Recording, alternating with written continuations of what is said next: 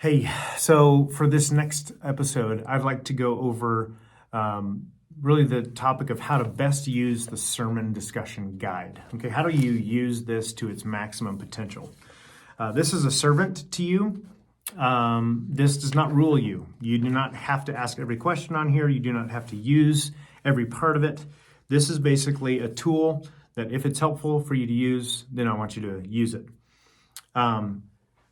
The sermon discussion guides will come out typically or be updated on the website on Wednesday or Thursday, the week of the growth group meeting time. So that would be the second Sunday and the fourth Sunday, or when growth group meets. So the Wednesday and Thursday prior to that Sunday is when these discussion guides are uploaded and refreshed on the website.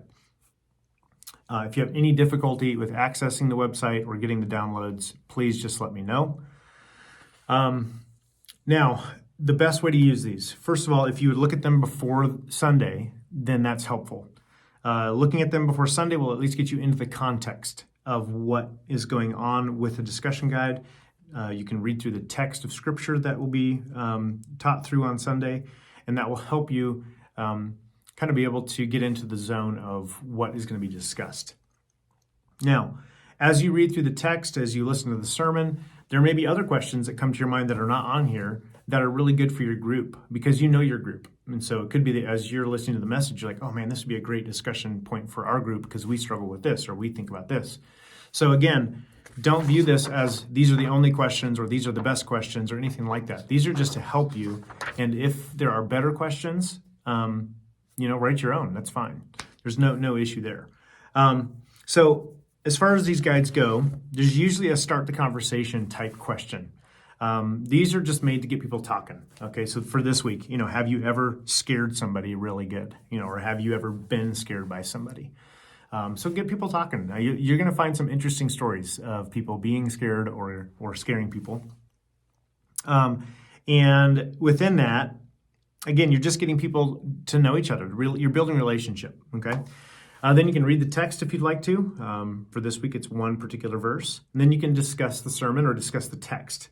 So the questions under the discuss the sermon section usually can be found in the text, okay? So they're not made to be like you had to listen really well to get the answers from the sermon. Those questions can all be found in the text itself. Or it could be their questions like define a word, right? And so then you're getting people to try and define a word that's in the text. And maybe the context helps define it. Maybe it was defined in the sermon, or you can always look up, dictionary.com and find a definition of a particular word. But that's those types of questions. Then there's an apply the truth question.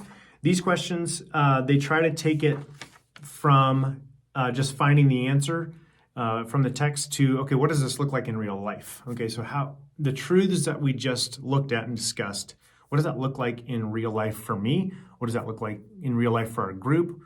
Relating together, families, individuals, etc. So that's what the apply the truth section is. Also, the apply the truth section usually is going to somehow take the gospel of Jesus, so the good news about Jesus, and bring it to bear basically in regards to that particular topic. And so hopefully that's helpful. Okay. Then there's the last sections are pray sections. The first of the last is pray with or for one another. And there's basically just 3 suggestions of prayer in relation to the text. Sometimes there won't be 3, sometimes it'll just be 2. But there are ways to pray and specific things you can pray, whether you're praying as a whole group or whether you're even getting smaller into individuals praying with one another, or couples praying with one another. And then there's also a section for you to write down prayer needs within your group. So that's what the discussion guide is. I hope that's helpful for you as far as how to use the discussion guide. Again, don't feel bound to it. Allow it to just free you in some ways to even think through, your own group and how to ask questions and which questions might be best to ask. So if you have any questions, again, always reach out to us, but that's how to best use the sermon discussion guide.